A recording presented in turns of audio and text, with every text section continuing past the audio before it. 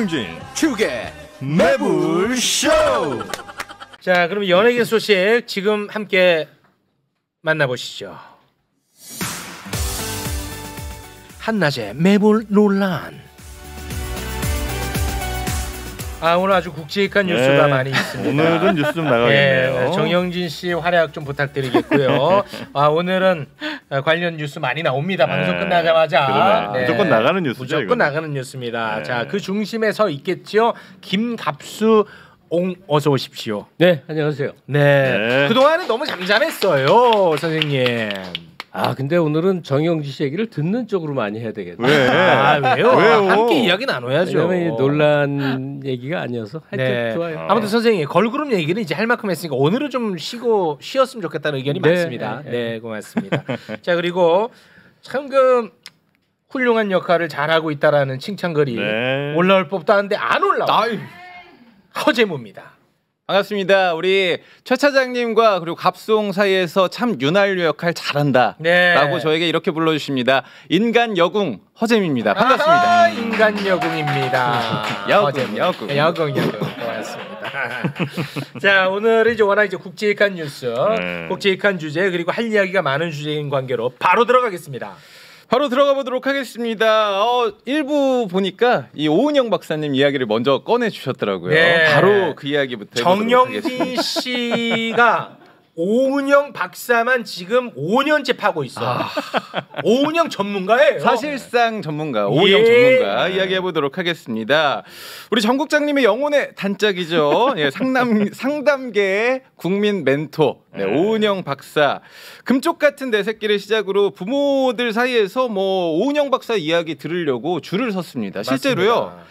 이 지난 5일에 제주에서 오은영 박사 토크 콘서트가 무료로 열렸거든요. 근데 이게 티켓팅 할 때 예매 사이트부터 폭파가 됐어요. 미어 터져요. 근데 여기다가 무료인데 돈을 얹어서 안표까지. 지금 인기가 대단합니다. 그러니까 이분은 진짜 우리 삶의 어떤 길잡이 같은 역할을 지금 하고 있어요.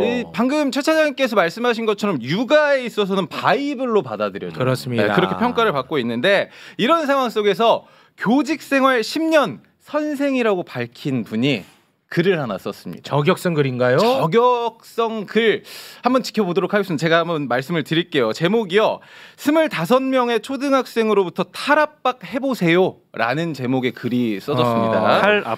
탈압박 해보세요. 교육 현장에서 선생으로 지내기가 쉽지 않다는 것 같은데요. 작성자는 교직 경력이 10년을 바라보는데 나는 점점 더 무능해지고 있다. 어느샌가 오은영 박사의 말들이 이 육아의 바이블이 되면서 모든 아이가 무조건적으로 이해받고 사랑받아야 되는 존재가 되어버렸다라고 글을 시작을 합니다.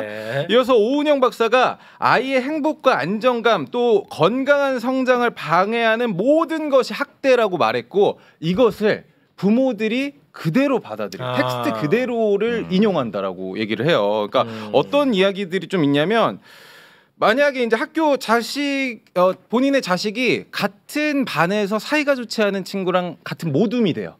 그러면 엄마한테 얘기를 하는 거야. 특별활동 같은 거죠. 특별활동이라든지 저희 조별 편성 같은 거 있지 않습니까? 그러면 나 얘랑 같은 조 하기 싫다고 엄마한테. 그러면 우리 자식 저기 같은 조 하면 정신적인 스트레스 받으니까 떼주세요. 이렇게 전화가 오고 더 나아가서는 이 사례로 진짜 든 건데요. 우리 아이가 생선을 싫어하니까 고기 반찬으로 좀 대체를 해주십시오. 이런 거를 선생한테 본인에게 요구를 하니까 미쳐버리겠다. 참 힘들지. 선생님이 따로 이렇게 훈육할 수단도 없다는 거야. 그렇죠. 그런데 아이들은 항상 안정감, 항상 행복감만 느껴야 된다. 이거 나보고 어쩌란 말이냐, 이런 건 것 같아요. 그렇습니다. 그러면서 이 귀하게 자라 교실에 앉아 있는 20명 남짓, 그러니까 한 클래스에 25명 정도 되는 것 같은데 이 아이들은 소황제다.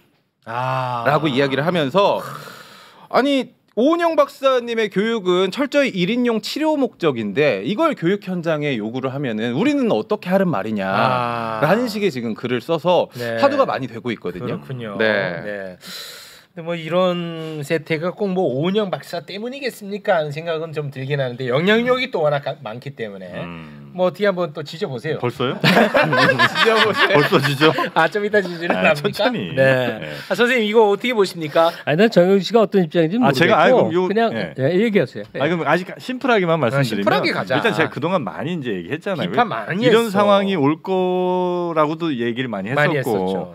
근데 이제 지금은 약간 오은영 저 변호를 좀 해주자면. 아, 이제 또 변호예요? 그러니까 사실 오은영 박사는 그 정신과 뭐 저 박사로서 네. 이제 치료를 한 분으로서 해당 케이스에 대한 솔루션을 주는 분이잖아요. 그렇지. 해당 케이스 그 아이에게 맞는 케이스 뭐 이런 걸 이제 주는 분인데 그걸 너무 일반화시켜서 그 마치 그냥 진짜 무슨 바이블인 것처럼 이렇게 받아들이는 것도 또한 굉장히 큰 문제다. 아, 부모들이 문제다. 그렇게 또 부모. 딕션을 해볼 부모 자격이 없다 어떻습니까? 그렇게 타이틀 갈래? 예, 부모들이 문제다. 부모들 뭐 이렇게 그렇죠. 정리하겠습니다. 뭐 최욱 씨가 결론부터 깔끔하게 짧게 하세요. 아까 어포를 놨길래 선명하게 결론부터 가야 돼요. 얘기하면 네. 그 오은영 박사의 어프로치에 대해서 한탄을 토로한 학교 선생님의 말도 맞고 오은영도 맞다고 저는 생각을 해요. 네. 왜냐하면 하나는 학교 현장에서의 발언인 그렇죠. 거고 네. 하나는 가정교육상의 치료 목적으로 전문 정신과 의사의 네. 이 치료였단 말이에요. 네. 두 개가 적분이 다른 거죠. 아. 섞을 수가 없는 거라고 섞을 수가 없는 생각하는데 거예요. 아, 좋다. 왜 이렇게 오은영 신드롬이 일었는가? 어. 그 신드롬을 일으키는 이제 사회적 해결사들은 그때 왔었어요. 구성애 씨, 우리 아이들 아, 난리였어. 아우성 성 박사. 이런 아, 황수가 박사. 웃으면 됩니다. 웃으면 됩니다. 네, 황수관 선생도 그랬고 아우성의 그 구성애 씨는 애들아 성에 대해서 죄책감, 수치심, 쪽팔림 느끼지 마. 아. 당연한 거야. 맞아요. 이게 굉장히 울림을 줬고요. 네. 지금은 누구냐면 백종원, 강형욱, 오은영의 시대가 돼. 대한민국 3대 멘토입니다. 아, 3대 멘토야. 네. 근데 이렇게 날린 사람들은 다 이유가 있는 게 저도 강형욱 씨한테 엄청 감화를 많이 받았어요. 오, 네, 개 발- 키우십니다. 네, 반려견들도 가족의 일원이라는 건 누구나 아는데 얘네들도 사람 못지않게 자기 감정과 생각이 있다. 거기에 대한 이해가 필요하고 함께 구성원으로 살기 위해서 일정 정도의 이 억압과 훈련이 필요하다. 굉장히 맞는 말을 적절히 해줘요. 백종원 씨도 그렇지 않습니까? 사랑받는 비결이 있죠. 네. 아, 요리 그렇게 요란한 거 아, 아니야. 어려운 거 아니야. 설탕 적당히 아, 치고 맞아. 조미료 치고 아, 그러다가 또 자영업자 식당 하는 사람들한테 당신들 태도가 글러먹었어. 그렇지. 막 이렇게 본 사람 어. 후련하지 않아요? 그렇지. 제가 아는 요리 연구가들은 엄청 화내더라고 백종원 씨한테. 어. 요리의 고급화된 세계를 다 망쳐버렸다. 아. 편하게 막 먹는 것도 있지만 뭐 하여튼 논란이 있을 수 있는데 네. 백종원 씨의 호감도 굉장해요. 네. 또 오은영 씨는 무슨 말을 하는 걸까? 문제 행동에는 다 이유가 있는 것이다. 아. 거기에 대한 부모의 섬세한 파악이 필요하고 이게 금방 안 되니까 부모가 인내 또 인내하면서 장시간에 걸쳐서 아. 그 문제 행동의 원인을 찾아서 아. 교정해 나가는 과정이 필요하다. 이제 뭐 등등의 메시지 같아요. 그렇습니다. 그런데 그런 얘기를 하는 금쪽 같은 내 새끼라는 프로그램 혹시 유튜브로 한 편이라도 보신 적 있어요? 유튜브로 이렇게 짧게 올라와 있는 것들, 네. 뭐 폭력을 아, 쓰거나 쇼츠 같은 쇼츠 거? 같은 거 굉장히 자극적이던데. 쇼츠는 그게 안 되는데 두 분 하나도 안 봤죠? 저는 좀 봤죠. 아 봤어요? 네, 좀 공통점이 하나 있는데 이분은 그게 생활입니다. 모든 댓글창이 다 막혀 있어. 아. 하나도 안 빼놓고 다 댓글창이 막혀. 그걸 보면 사람들이 열불이 나는 거예요. 일단 막 행동하는 애새끼한테 너무 화가 나는 거야. 아. 이 애새끼를 이렇게 만든 부모한테 너무 화가 나는 거야. 아, 그럼 또 상처가 될 수 있겠네. 예, 거기에다가 또 또막 맞는 말이라고 말하는 오은영도 너무 얄미운 거야. 아, 보면 화가 안 날 수가 없어. 화가 나는 게 정상이야. 그래 너도 나도 그냥 막 내뱉으니까 다 댓글 금지가 된 것 네네. 같은데 뭐 한 발짝만 물러 생각하면 이제 우리가 끌어안고 있는 우리 공통의 문제라는 거 알고 야 하면서 정말 애들 행동은 극단적이거든요. 제가 금쪽 굉장히 여러 편을 진짜 봤는데 이렇게 조회수가 다 100만 단위가 넘고 그래요. 근데 그냥 이렇게 화를 내면서 봐야 되는가 이런 생각이 들어요. 제가 이제 결론 삼아 얘기하고 싶은 거는 그 오은영 박사가 갖고 있는 두 가지 태도가 보여요. 네. 왜 인기 있는가의 요인인데 하나는 네. 그 확신에 찬 어조예요. 문제는 전문가로서. 이겁니다.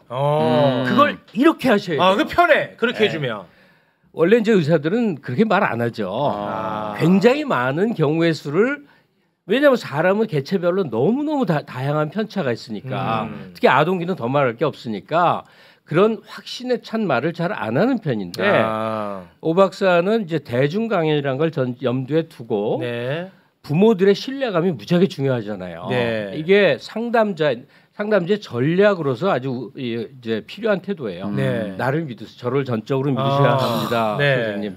그러니까 믿음의 확신을 주고 또 하나는 우리가 그 내과, 외과, 뭐 정형외과 가면 의사들이 내뱉는 완전한 전문 용어 있죠. 네. 그게 시스템화된 의학적 체계에서 나와서 의사들이 이렇게 하는 거란 말이에요.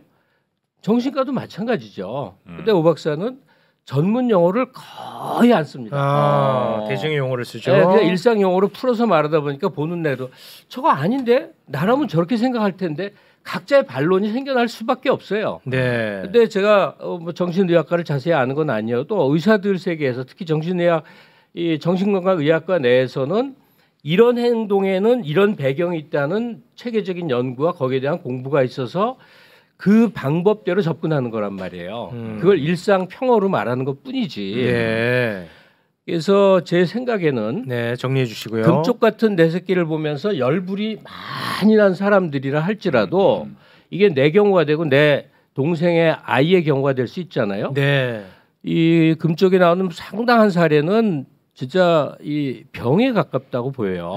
애가 그냥 못되거나 그 스포일된 수준이 아니라 정말 이거는 80년대부터 부모 교육이 중요하다고 아동교육계에서 부모 교육 난리 쳐왔지만 거의 효과가 없었거든요. 부모는 자기 자식을 사랑하거나 막 좁혀서 어떻게 할 수 있는지 모르지만 제대로 접근하기는 쉽지 않아서 이거는 전문가의 영역으로 많이 들어가야 된다. 심리상담가 네. 또는 정신건강의학과 정신과 의사들. 오은영이 좋은 역할을 하네요. 네, 부모도 이제 공부해야 된다는. 네, 그런데 오은영 신격화라는 건 약간 사회적 현상 같은 거겠죠. 네. 대중 언어를 잘 사용하는 굉장히 탤런트화된 네. 정신건강의학과 교수지 네. 그 방송인이지 이분이 가장 잘 설득력 있다, 가장 뛰어난 의사라는 보증은 절대 아니에요. 네. 가정에서 수많은 문제 행동을 겪는 그 부모들에게 네. 이 경우에는 전문가의 치료를 받아서 도움을 받아야 된다.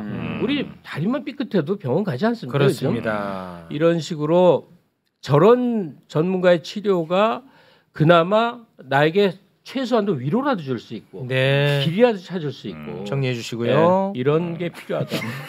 그러니까 예전에는 사실 그 워낙 뭐 꼭 부모가 잘 교육하지 않더라도 네. 많았잖아요. 위계도 많고 할아버지 할머니 뭐 이모 고모 뭐 엄청 많으니까 또 형제들도 많고 그러니까 그 서열이든 아니면 그 사회적 관계든 이거를 이제 아이들이 자라면서 특별히 뭘 교육받지 않아도 다 자연스럽게 배우는데 요즘 이제 그 뭐 두 부부의 뭐 두 명의 그 부모의 한두 명 자녀가 있으니까 도저히 배울 틈이 없어서 부모들이 사실 그 많은 역할을 대신 해주거나 아니면 이제 여러 기관이나 이런 데 도움을 좀 받아야 되는 건데 그 정신과 의사 중에 이제 익명의 정신과 의사 말을 약간 좀 빌리자면 네. 오은영 박사가 왜 기적적으로 잘 아이들을 변화시키잖아요. 네네. 그 화면에서 보면 네. 그 중에 이건 뭐 작은 부분일 수 있으나 오은영 박사의 피지컬도 무시 못한다는 거예요. 그러니까 네? 오은영 박사가 굉장히 그 일단 풍채도 좋으시고 아니 이거 진짜로 그러니까 그냥 여리여리한 분이나 뭐 이런 분의 좀 자신 없는 목소리 이런 것이 아닌 아주 강한 자신감에 또 눈곱도 굉장히 크시잖아요. 헤어스타일도 굉장히 좀 풍성하시고 그러니까 이것이 아이들에게 뭐 3, 4살, 5살 이런 아이들에게 일단 위압감을 좀 주기 때문에 그런 그 잡고 이렇게 뭐 말하거나 이런 훈육하는 과정에 굉장히 도움이 좀 될 수 있다. 그래서 똑같이 한다고 해서 똑같은 효과가 나타나는 건 아니라는 거를 알아야 된다는 얘기는 하시더라고요. 이 뭡니까 이 평론은? 마동석 씨가 더 잘할 것 같아요. 그러니까 이제 상담가의 전문성에 이제 다른 비유라고 생각이 드는데 그게 제일 메이저고 이제 아주 마이너하게 보자면 지금 얘기한 것 중에서 이제 조금 다른 의견이 뭐냐면 요즘 애들 이제 소황제로 소황제. 주위에 조력 없이 이제 한 자녀로 커서 더 망쳐진다 그러는데 과거에는 있었겠지만 이거보다 덜해 보였던 이유는 뭐냐면요. 과거에는 무조건 팼습니다. 집에서도 맞아. 패고 동네 형들도 패고 학교 가도 패고 그래서 엄청나게 돌출 행동, 문제 행동을 할 아이들이 꼼짝 못했어요. 뭐 떠들었다고 100대 맞았다며.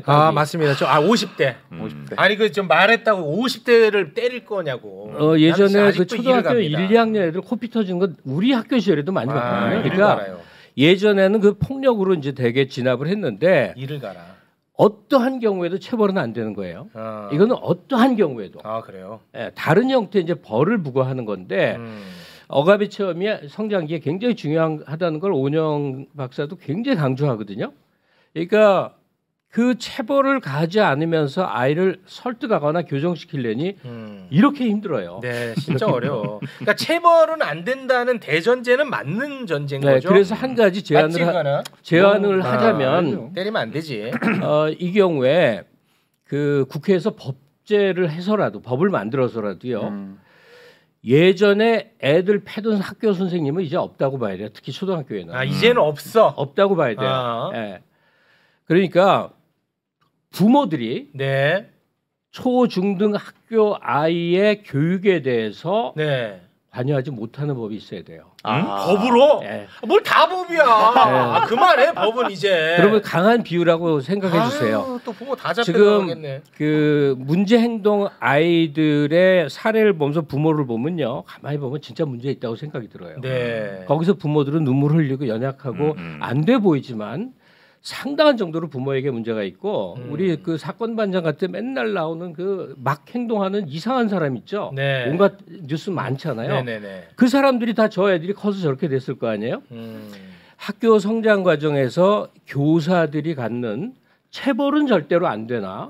아이들에게 숙제를 더 부과한다거나 방과 후 애들을 교실에 가둬둔다거나 저 학원 가야 돼요 이러고 튀어나와도 선생님이 마감할 수 없어요. 없다는 거예요. 그러니까 훈육할 수단이 없다. 학교 교육 현장에 부모들이 간섭하면 아예 안 되는 풍토는 만들어가야 됩니다. 지금의 교사들은 그 정도 수준까지는 도달했죠. 풍토를 어떻게 만드는 방법을 고민해야지. 그걸 또 법으로 해가지고 하는 거는 나는 절대 반대.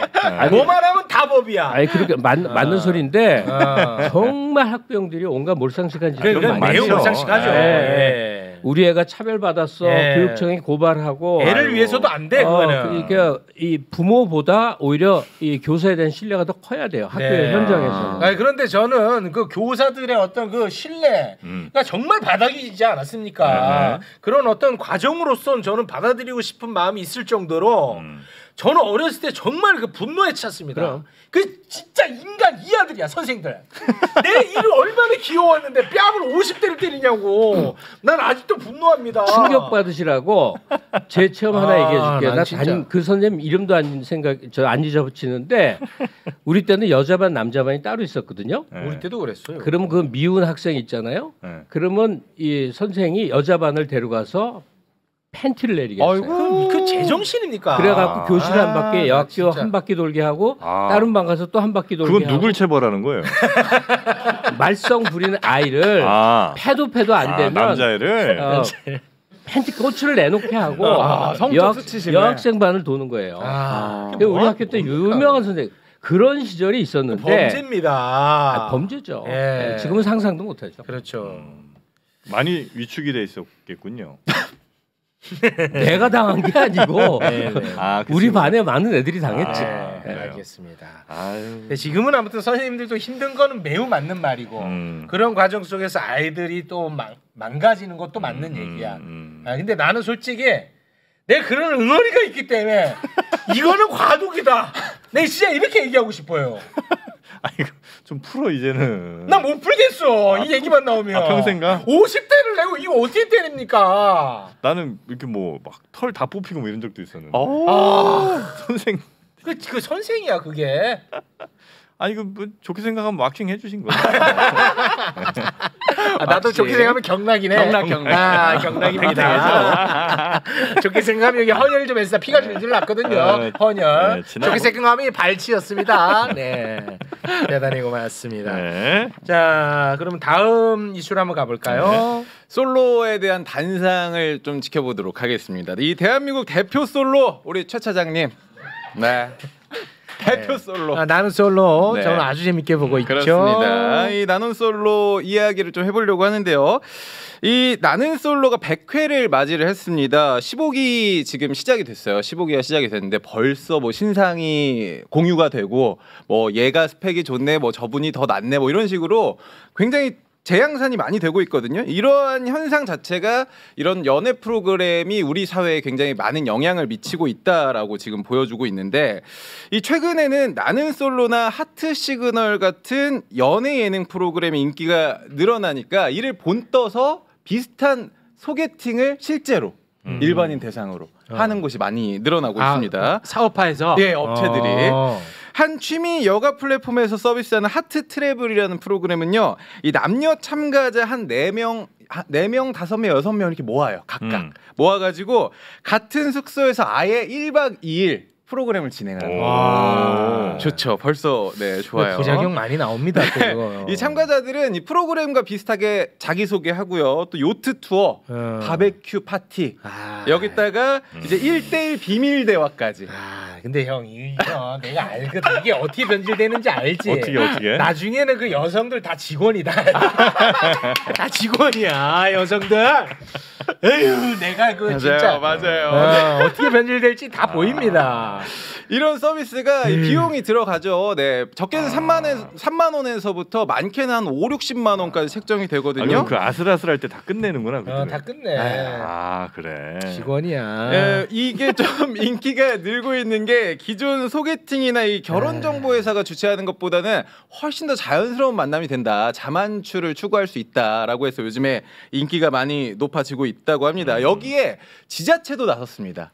우리 우기 형님 가장 또 친하신 서울시장. 네. 친하지 않습니다. 네. 오세훈표 네, 소개팅 프로그램 서울팅이 추경 예산 8천만 원을 들여가지고 이 서울시의 솔로들을 좀 만나게 해주겠다, 만남 회장을 만들어 주겠다고 해서 진행이 되다가 지금 여론의 문매를 맞으면서 취소됐죠, 이거? 전면 재검토에 지금 들어가 있는 상황입니다. 뺨 한 50대 맞았나 봅니다. 네, 취소됐군요. 이 서울팅을 보면서 2012년도에 직접 이 여의도 공원에서 했던 이 솔로 대첩이 좀 생각이 난다. 맞아, 있었어. 라는 분들도 좀 계시는데 여자만 모인 거. 남자만 모여. 이 솔로들에 대한 단상 그리고 이런 연애 산업이 좀 증가하고 있는 것에 대한 이야기를 오늘 준비를 했습니다. 네, 이건 무조건 변질됩니다. 그건 안 되고. 제가 옛날에 그 세이클럽 한창 할 때, 세이클럽. 그때도 이거를 개인 단위에서 사업하는 애들이 있었어. 아니, 그러면 이게 모아가지고 진짜 회비 받아가지고 막 이렇게 했던 애가 있어. 모임 주선하고. 실제로 그 코로나 이전에는 결혼 정보 회사들에서 프리미엄 소개팅이라고 해가지고 이 직업이나 신분이 확실한 사람들을 8대8 이렇게 모아가지고 저희 같은 MC들을 써가지고 프로그램을 돌렸어요. 어떻게 하냐면 여성분들이 쫙 앉아 있고 남성분들에게 1분씩 줍니다. 그래서 자리 체인지 하겠습니다 하면은 옆 칸으로 가서 또 대화를 그런 프로그램 많았습니다. 그 여성들 한 많게는 한 4번 만났습니다. 직원이야, 직원. 진짜. 직원. 아니 얼마나 애들이 학원 시스템에 이렇게 빠져 있으면 이런 것도 누가 해줘야 되고 다 자리 마련해줘야 되는 거야. 근데 나는 솔로 허재무 씨 나올 기회 생기면 나가고 싶어요? 저는 아직까지는 생각이 없는데 막 15기 보니까 제가 아시는 분 2분이 막 나가 있고. 와, 진짜로? 네. 깜짝 놀랐어요. 여자도 한 분 있고 남자도 한 분 있고. 깜짝 놀랐어요. 너 아는 사람이 거기 나가? 그 뭔가 이 방송 욕심 아니고. 방송 욕심 아니고 진짜. 거기 형 나는 솔로는 내가 항상 얘기했잖아. 거기 진정성이 있다니까. 그래. 거기 진정성 있어. 결혼을 많이 합니다. 거긴 실제로. 내가 하고 싶은 말을 미리 다 해버리면 어떡해? 뭐 별 얘기도 아닌데. 무슨 얘기가 거의 빈손으로 오셨네. 아니 난 며칠을 행복하게 보냈는데 전 시즌도 봤지만 이번 시즌 15가 이제 얼마 아직 시간이 남았어요. 근데 촬영은 끝내갖고 다른 SNS 계정으로 누가 커플이 됐을 거라는 예상이 막 의미심장하더라고요. 근데 뭐 그 연애 프로그램은 뭐 정말 유구한 역사를 갖고 있어요. 네. 유구한 역사. 근데 솔로지옥 같은 거는 야 이거는 진정성 또 다른 없죠. 연예인 등용문인가 네. 싶은 게 저는 그런 거 안 느껴졌는데 봅니다. 저는 그렇다는 겁니다. 나는 솔로 15기는 약간 문제는 너무 이제 다 고스펙이야.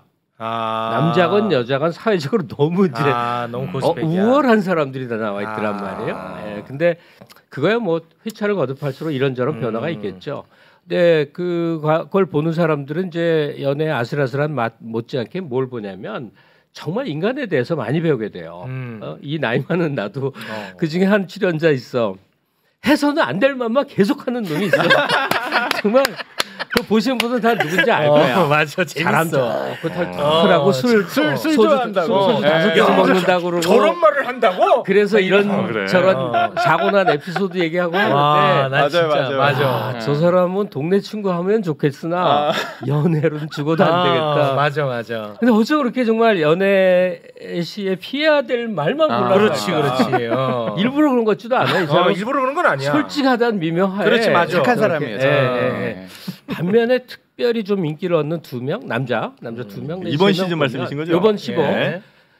아 이게 위선이 아니면서도 자기를 저렇게 표현할 수 있구나. 한 놈은 과묵함으로 그냥 자기를 잘 노출을 안 하는데 그냥 툭 되게 표현이 돼. 예, 누군지 알 것 같아. 그 놈이 제일 있고 또한 친구는 그분이라고 해주시죠. 자기의 여러 가지 그 불우한 거에 대해서 거의 누추하지 않게 그냥 담담하게 터나요. 물론 성공했지 변호사가 됐으니까. 굉장히 치열하게 살았어. 그분을 제가 아는 분이에요. 아무렇지도 않은 듯이 얘기를 하는데 어. 그 신체적인 장애가 있는데 그냥 아무렇지도 않게 말해서 듣는 사람도 편한 것 같은 느낌. 불편하지 않더라고요. 예, 정말 좋은 어감 두더라고. 많이 보시네 나는 소리. 아 열심히 봤어. 너무 재밌는 거야. 그래요? 선생님도 재밌어요. 그게 또 한 여자는 네. 아마 내가 젊었으면 진짜 반했을 것 같은 매력적인 여자가 있는데 누구랑 말하면 좀 웃기죠. 예. 아, 그러니까 처음에 소외받는데 네, 징그럽습니다. 누구 또 지명하면. 네. 아니 누굴 좋아하면 안 되나? 안 됩니다. 아주 매력적인 사람이 있는데 네. 소외됐다가 점점 이제 부상하다. 이게 얼마나 재밌냔 말이에요. 이게 이제 카메라, 방송 카메라 조명을 받다 보니 그런데 지금 허재문 씨가 그 얘기했잖아요. 예. 결혼 정보 업체들의 여러 가지 활약에 대해서 이런저런 많은 부정환경 문제 무엇보다도 완전히 소 부위랑 똑같지 않아요? 툭불 등심 안심해서 가격 매기고 등급 매겨서 거래하는 어쩔 수 없는 현실이니까 그것들을 하는데 나는 솔로처럼 좀 큰 바운더리 안에서만 큰 틀 안에서만 서로 알아가면서 취사 선택할 수 있는 여유 공간을 주면 좋겠다. 난 이게 공적인 영역에서 이루어지면 좋겠어요. 공적인. 서울시가 하는 그래서 걸로. 서울시가 추진을 했어. 그거 좋은 거예요. 했더니 온갖 비난과 반론이 쏟아졌어요. 네. 그 비난과 반론이 뭐냐? 주로 여성 단체가 많이 그러고 근데 서울시 의회 의원들이 막 비난했는데 그런다고 출산율이 제고되느냐? 근본 문제는 우리 잘 알고 있는 여러 사항들 있잖아요. 전세 대란 뭐 어쩌고 저쩌고 얘기하는 거. 그 비판을 보면서 너무 딱한 게 이렇게 근본주의를 가면 뭐든지 다 원인은 자본주의 탓이고 그렇죠. 원인은 신자유주의 탓이고 원인은 큰 틀에서 찾아버리면 눈앞에 조그마한 해결책 못 갔잖아요. 적어도 결혼정보 업체보다는 훨씬 더 좀 양심적으로 할 수 있지 않을까? 조금 더 깔끔하게 할 수 있지 않을까? 그렇다면 지금 준비한 데들이 꽤 있었거든요. 성남도 준비하고 있었고 청주도 청주도 있고 서울시는 제가 기사가 여러 개 났던데 혼란스러워요. 한다고 그랬다가 철회한다고 그랬다가 추진한다고 그랬다가 구청에서도 뭐 준비하고 그런다고 계속 그런데 제가 여기서 얘기하고 싶은 건 그렇게 해서 이걸 하겠다라고 서울팅이라고 부르더라고. 서울팅을 하겠다고 해서 올린 예산이 얼마냐? 8천만 원. 추경 예산 8천. 그냥 뭐 뭐냐고. 저거. 서울시에서 조그만 행사하느라도 하나 아무것도 아닌 것 같아. 시청 앞에서 뭐 해놓고 무슨 날 하는 것도요. 연예인 부르는 바람에 몇 억 들어요. 그렇습니다. 이게 뭐 하는 짓이냐고. 네. 그러니까 지금 남녀가 잘 만나지지 않는 많은 것 중에 원인 중에 하나는 펜스룰도 있어요. 무슨 일을 당할지 모른다 해서 조심조심 하다 보면 더 안 되는 게 있어요. 이 공적 영역에서 나는 솔로에 만약에 공공 영역에서 변형된 어떤 그런 프로그램을 진행한다 그러면 내가 지자체장이라면 어디보다도 호화롭게 멋있게 만들 것 같아요. 내가 거기 나가서 재밌네. 1박 2일이건 3박 4일이건 하여간 그 과정을 함께하는 일이 매우 보람되고 자랑스럽게 만들어줄 것 아니 같아요. 그 공공의 영역에서 그걸 왜 해요? 하는 이유가 뭐예요? 근데 인구 소멸이라든지 이런 것들이 난 그게 목적이면 좀 이제 이상하다는 사적인 거예요. 영역으로 생각할 단계는 멀리 지나갔어요. 인구 대책으로 하는 건 그거는 우스꽝스럽다는 네. 거죠. 아니, 남녀가 정말- 만나는 과정에 대해서 이게 자본시장에 맡겨봤거든요. 네. 그래서 결혼정보회사가 득세하다가 지금은 많은 부작용이 있잖아요. 그런데 공공 서비스 영역에서 나는 이런 접근이 이제 창의적인 시정이나 군정이나 도정으로 필요하다고 생각을 해요. 반론 좀 얘기해봐 주세요. 그러니까 예를 들어서 그냥 우리 저 서울에 사는 시민들 재밌게 한번 놀아보세요. 문화적으로 파티 접근하는 한번 게 하겠습니다. 그래서 이제 뭐 정말 한 8천만 원 들여서 뭐 미혼 젊은 남녀들 모이세요. 뭐 이 정도까지는 뭐 그럴 수 있죠.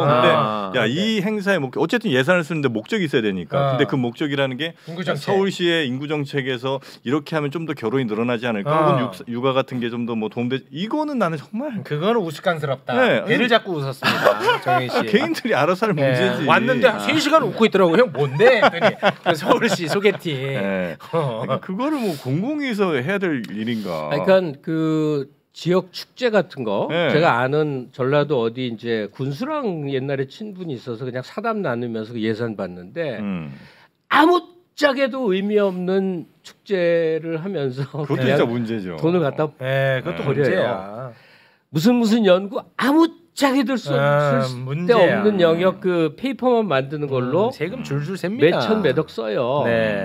근데 이런 발상을 지자체 단위에서 하는 거 저는 한번 시도해 볼 만하고 네. 한 얘기를 다시 재론하겠습니다만 TV에서 보여주는 나는 솔로에 나간 것보다 그 못지않게 아주 좋은 만남으로 공간, 이어질 수 있다. 아주 굉장히 잘된 그런 공간에서 네. 뭐 가난한 사람들이 짝을 못 만나서 시에 구청에 군청에 의지하고 이런 게 아니라 매우 좋은 자리를 만들고 거기에 따른 예산 좀 써도 된다. 네.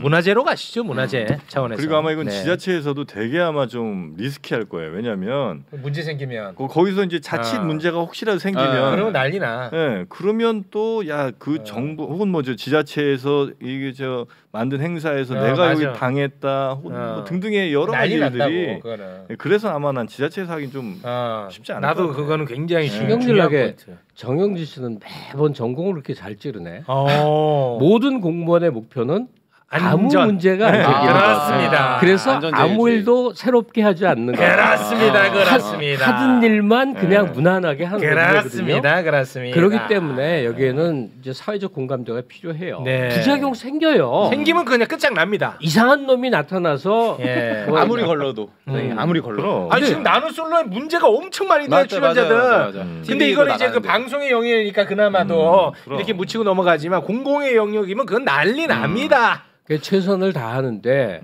부작용을 감수하고 해 나가는 일들이 세상에 많죠. 네. 항암 치료도 그렇고 자동차 타고 다니는 일도 다 부작용이 염두에 두죠. 사회적 공론이 성숙한다면 그 제가 이제 뭐 외국을 잘 아는 게 아닌데 그냥 여행 가서 많이 본 건데 네, 그 정리해 주시고요. 노인들이 우리로 치면 주민센터에서 보내준 여행이 그렇게 즐겁게 다니는 거 보면서 지자체가 이렇게 할 일이 많구나. 네. 댄스 스튜디오를 주민센터 수준에서 하는데 그게 너무 멋져요. 내가 참여한 적이 한 번 있었거든. 그럼 멋지네. 그러니까 공공 영역을 너무 경직되게 생각하지 마시라. 네, 알겠습니다. 나는 솔로 보면서 딱 하나 내가 정말 흥미롭게 보는 거 모든 출연자가 제일 많이 하는 질문이 이상형이에요. 서로 이상형. 그거 제일 많이 묻고 제일 많이 답해. 맨날 물어. 그런데 결과를 보잖아. 하나도 내가 안 맞아. 어떤 사람을 좋아했던지 다 몰라. 그렇지. 이렇게 무의미한 질문을 우리가 다 한다는 거야. 근데 심지어는 그야말로 정반대의 사람을 뽑는 확률이 되게 많아요.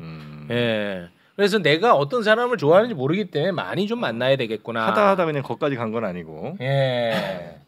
이렇게 선택지가 도저히 안 나와서 그냥 차선책 이런 건 아니었고 그런 건 아니고. 그런 건 아니고. 예, 그런 건 아니고. 근데 영진 형이 마지막으로 이 서울시가 이 서울팅을 준비한 이유 자체가 첫 번째, 그러니까 이게 통계가 나와 있는데 20, 30대가 왜 결혼하지 않느냐, 연애하지 않느냐. 1번이 26%가 여유가 없어서인데 네. 2위가 20%가 사람 만날 기회가 없어서라는 거에 이 착안을 한 거거든요. 난 똑같은 이 최욱 씨의 말이랑 난 비슷한데 네. 내가 왜 못 만나는지를 내가 잘 모른다고 봐요. 객관화가 안 된다. 그러니까 뭐 객관화도 잘 안 돼 있고 그러니까 잘 모르니까 어떤 어거지로라도 이렇게 만날 수 있는 거 내가 아니겠습니까? 문제가 뭔지를 모르니까 그래서 더 못 만나는 거고.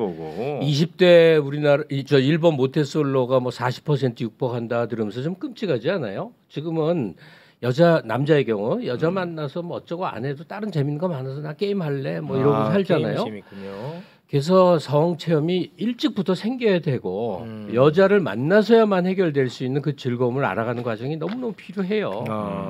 네. 우경이 매불팅 한 번만 더 해주시죠. 매불쇼에서? 네. 그럼 매불쇼에서 우리 또 해왔었잖아. 맞네. 요즘 너무 안 했네. 그동안 안 했네. 그 연령대도 좀 다양하게. 좋습니다. 우리 저희 노년분들도. 이렇게. 좋습니다. 아니 그러면 여러분 그 말 나온 김에 진짜 저희가 또 기획을 하겠습니다. 저희가 이제 커뮤니티에 가만히 계세요. 저희가 커뮤니티에 올려놓을 테니까 참여를 원하시는 분들 신청 많이 해주시기 바라겠습니다. 커뮤니티에 독자 부르지 말고 체육부터 해야 돼.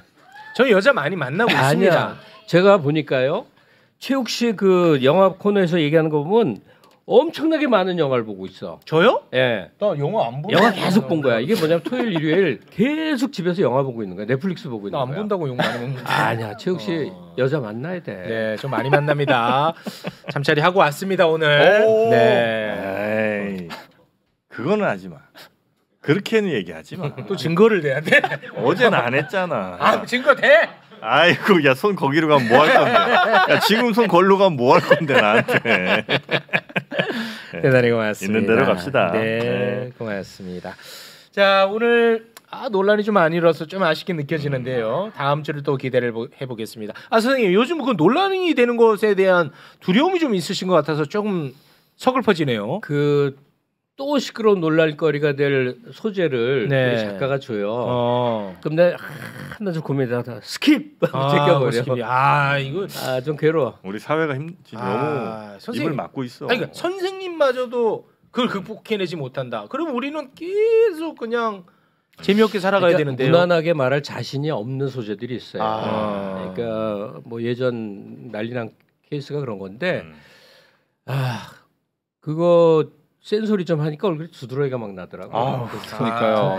약하시네. 그러나 매불쇼를 위해서 또 이 한 몸 던질 몇 가지가 있어요. 이러다가 이제 좀 약간 미친 애들이 막 득세할 때가 올 거예요. 조만간.